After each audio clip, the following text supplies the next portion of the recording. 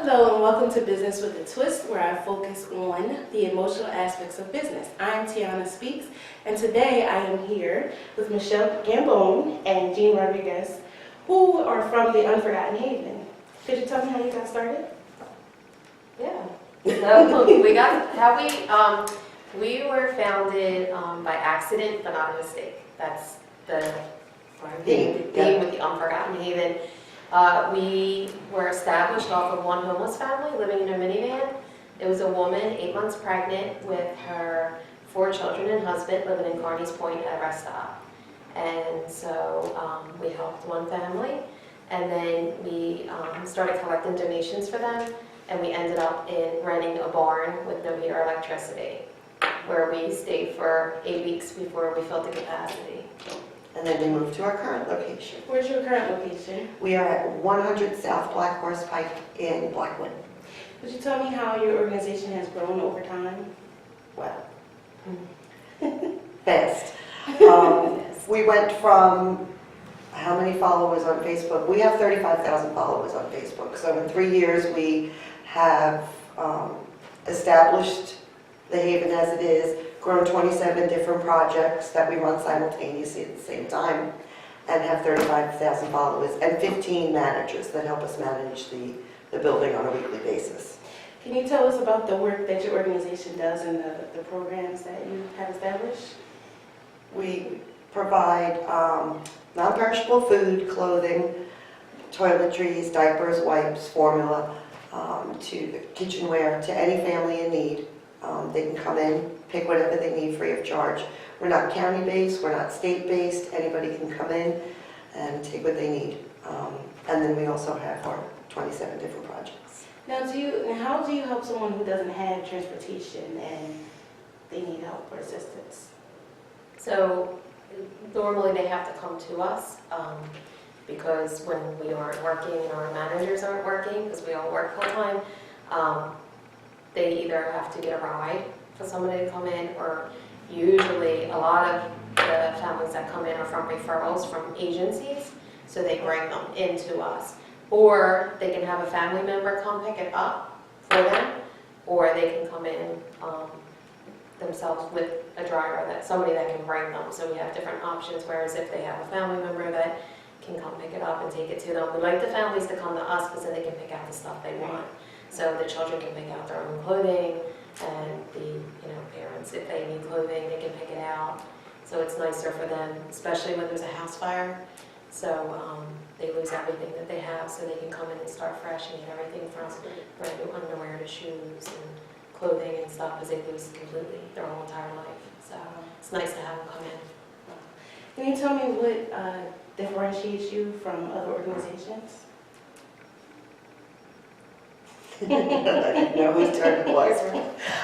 Okay, what differentiates us is everything is free.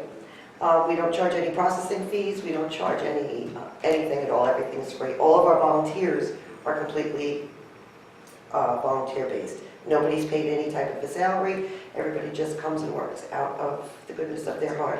And we also are an open book. If something comes in, we like to acknowledge it. If somebody makes a donation, we like to acknowledge it. We're very into thanking everybody. So you'll always pretty much be able to see where your donations go when you donate them to us. That's great. So, What do you think that your constituents or your beneficiaries would say is the best thing about your organization? I think they would say the compassion we have.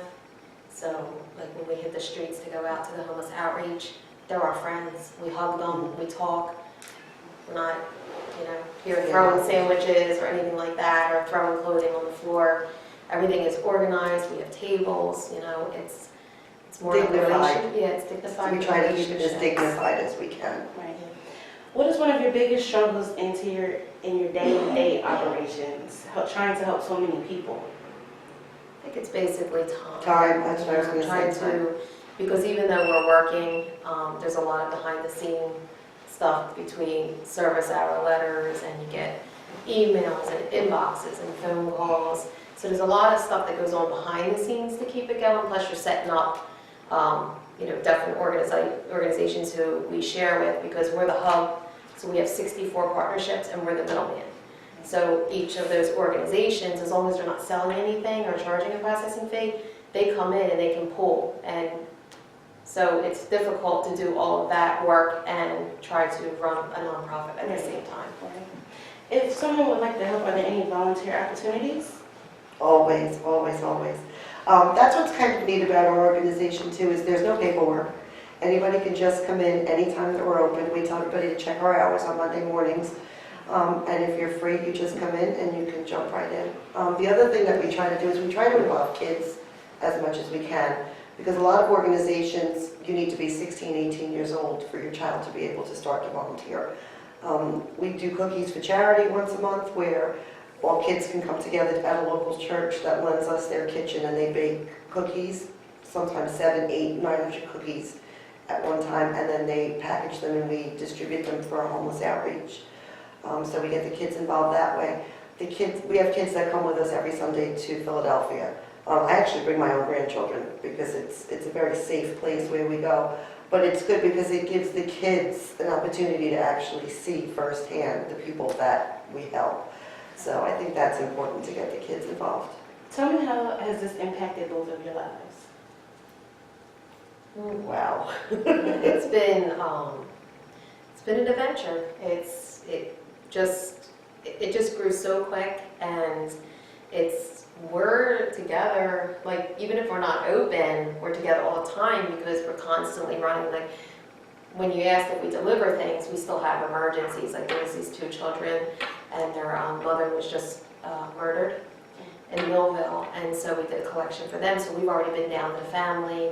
We're still collecting for them. So there's like emergencies that happen where we run together as a team, but we're constantly on the phone. We have board meetings every night. We didn't know each other before this started. We met actually through this organization, and now we're like sisters. We must talk 10 times a day, and so that has changed my life in that way too. Because it's kind of brought, I gained a family member. Yes, I did. Me too. Tell me about some of your projects. I know you had the school supply drive. Mm-hmm. So one of our biggest project is the peanut butter and jelly bag lunches. So all of the projects are outsourced now, except for cookies for charity. We have gardens where we grow produce. The kids plant the seeds and they water and pick, and they go to senior citizens. But the peanut butter and jelly, that's the 8,000 bag lunches that come in a month. We also do snack packs for chemo, which is, it goes to 10 infusion centers in New Jersey where people going through chemo treatment can get a snack. It's usually peanut butter crackers, hard pretzels, 100% juice, and an inspirational card. And we're getting a lot of feedback from that. We are. That's one of our big ones. And then we do the blessing bags for the homeless, which basically have trial-sized toiletries in them, a bar of soap, a toothbrush, some toothpaste, a pair of socks. Socks is the #1 requested items from homeless people on the street. So we'll put a pair of socks in there, and then we'll put some snacks, and we put it all in a Ziploc bag, and then we hand them out as well. So those are things that are also made by Girl Scout troops, Boy Scout troops, schools. They'll make them, and they'll bring them to us, and then we'll distribute them. So What's the No Belly Left Behind project? that's one of our good ones. that was a good one. That started because we started with peanut butter and jelly sandwiches because my daughter worked in a charter school in Camden, and she said that 95 to 99% of the kids got free breakfast and lunch. So they would go home, and on Fridays we would give them a peanut butter and jelly sandwich and a snack.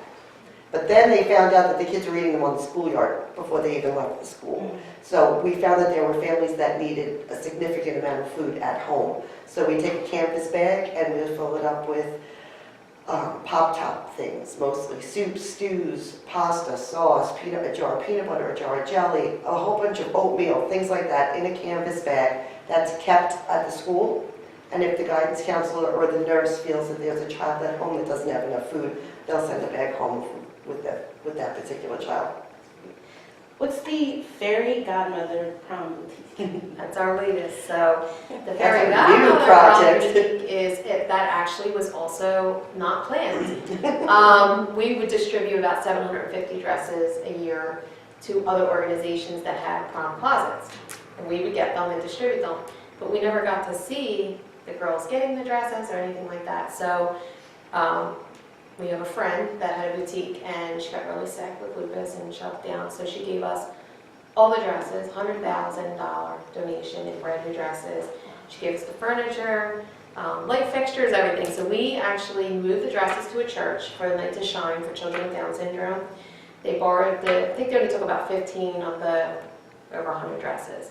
2 more boutiques donated. So we got even more dresses, and then we emptied out our upstairs to make a boutique, and then we ended up getting a second location donated, which was awesome. So the woman running it lives above the area that is being donated. So we'll be able to let people borrow the dresses, and they'll all be inventoried, and then they come back, so more than one girl can be blessed with that same dress. That was great. Are you able to like do pictures of the girl with the dresses or anything like that, so you're able to see, you know? We do. We just had our first girl, but because the boutique is in the process of being set up, we don't really have any of that yet, but then we're going to probably go. We did get some from the Night to Shine, some of the Yeah. girls. We did have to get pictures of some of the girls from that event, yeah. But there will be, if they want to be photographed or go live from the boutique, we'll probably have, feedback from that, just like every other project, if they're not embarrassed and stuff like that. Okay. What's the baby snuggle project? Oh, that's my favorite. So I was at a hospital once delivering, I think, Easter baskets, and one of the nurses told me that she was collecting her grandchildren's old clothing because there were women in the hospital that come to have a baby that have nothing. So we started the Baby Snuggle Project, which is basically a big gift bag, and they're made for boys and girls, and in the bag is diapers, wipes, baby toiletries like shampoo and lotion, receiving blankets, onesies, all kinds of things for a brand new baby. And we've had people make us brand new baby blankets, hats. You say babies and everybody goes crazy. So we put all of that stuff in a big gift bag, and then it's taken to local hospitals, clinics, and they're given to people when they feel that there's a woman there that needs things for her new baby. So. Are there any other projects you'd like to tell us about? There's a lot. We collect, there is a lot, I know, sometimes you Angel bring baby gowns. angel baby gowns, that's big. We collect wedding dresses for Virtual Hospital, for families that lose their babies, go to heaven too early. So we collect the wedding dresses, and we promote for seamstresses to make the dresses in the little angel baby gowns, and that's a big one. Yeah. That's a tough one. That is hard. People bring their wedding dresses and they cry We when got they a drop couple them off. today. Yeah, it's an amazing. It's a sad, but it's also amazing that you can give these families something for their baby to do everything. Is there any more? I know there's more. There's a lot. We do it a lot, and sometimes your brain shuts down, but we do take care of pets as well. We have our little motto of we try to be the wind beneath the wings of all living things. So we will collect pet food and pet supplies as well, because sometimes people, that's another thing that's good too, is that we don't usually require any income verification or anything when people come, because sometimes people just have a bad month. So, we'll let people come in and get food, and their pets need to be fed as well. So we'll have stuff so that they can take care of all the living things in their house. What advice could you give to someone who wants to start a nonprofit organization? What's the best advice? We've had a lot. We've helped probably 9 or 10. The best advice I can say is hire an agency to handle all your paperwork, because when they file for you, you're getting your bylaws, you're getting everything set up the way it's supposed to be set up. Because if you try to do it yourself and you do it wrong, you could get in trouble later. So definitely hire an agency. We've given the name of our agency to anybody that wanted it, and just go you get incorporated first, and they do your nonprofit, and you're set up. I think if you go expedited, it's like 14 weeks. We got ours early, but. Would you like to name that organization? Floyd and Green, they're in North Carolina. Floyd and Green Financial Services did ours. And my advice would be to get a really good partner, because it's definitely more fun to do it with somebody. Right. So that would be my advice. Find yourself an Ethel. Find yourself, yeah, we're all Lucy. Now, I understand this probably comes with a lot of stress, So what do you ladies do to de-stress the beach. And we make everything fun. We do, we We do. drive with lampshades on our heads. Oh, I yeah. mean, they We see picked us. up, we went to the beach last year, we picked up, somebody had a Santa Claus out for the trash, and we picked him up. We put him in her convertible, we drove over the Ocean City Bridge, we then took him out of the car and took him to the beach with us, onto the sand. People came and took pictures with him, yeah, we. Like 6 foot tall Santa. Yeah, hanging out big the top, Santa. and we brought him back. He's now in the Haven, he resides in Haven, but they know, everybody knows when we're together, like they know what is gonna happen next, because we try to have fun with it, we're not like. We look serious right now, but. Usually, even when we do interviews and stuff, we're just like, you gotta have fun, and even with it, when we're out on the serving, on the streets, we're dancing. Oh, we sing I and saw that on dance. Facebook, I Yeah. saw the guy dancing. Yeah, I have a guy that wears makeup, and we give him makeup, and now his bike got stolen. We're gonna get him a bike, paint a bike, and he's awesome. And you just have to love everyone. We're all God's people, and you just have to love everyone and have fun. Don't be so standoffish. If you have a homeless person, it's not like hug them and talk to them and just make them. They're already having a rough time. Yeah, yeah. So we just want. That's all we want to do is have fun and do crazy stuff. Great, yeah, that's right, us. and help people We like along the way. Yeah, Where do you see yourself in the next 5 years? I'm going to Cape May. I'm moving to Cape May, right on the beach. Where we see ourselves Ocean is, City. we're gonna be on the beach and we're gonna be handing out peanut butter and jelly sandwiches on the beach to the homeless. And that's what we're gonna be doing. Well, our next step, we ended up getting a trailer. Yes. And we're going to throw stuff. That's We're right, gonna we're open. gonna fill the We're going to trailer. go into poverty-stricken areas, and we're going to open the doors, and we're going to throw donations out. At people. At I mean, not at people, but we figured they could line the streets and we'll just hand out things out of the back of the She trailer. says that I'm putting a tennis ball with her band. I'm going to bounce them down the street. Sandwiches on the ball. That would be funny. That's the dream I have, but I think it will happen because now we have the trailer. We have a trailer. We do have a trailer. We And have- we have no idea what's gonna happen in 5 years, because we had no idea what was gonna happen in Right. 3. So we just go with the We flow. just keep going like And we always say that we just wing it. We filled up 3 tractor trailers for hurricane relief. We threw all the donations in there. The people came and said, "Oh, did you stack it? Did you wrap it, pallets?" We were like, "What?" Like, we just throw it in just there. throw it in there. Yeah, They got there. They What about about that. Hurricane Relief? Tell me about that. Well, we went to Louisiana the first year after the floods with a 26-foot box truck, and that was cool. So we thought, oh, all right, we'll try and do this again. So we were going to do the first hurricane, and somebody, we were going to get this big tractor, and somebody was going to drive it. But then there were 2 more hurricanes immediately after those, and we didn't want those people to feel left out. So Right. then we got 3 50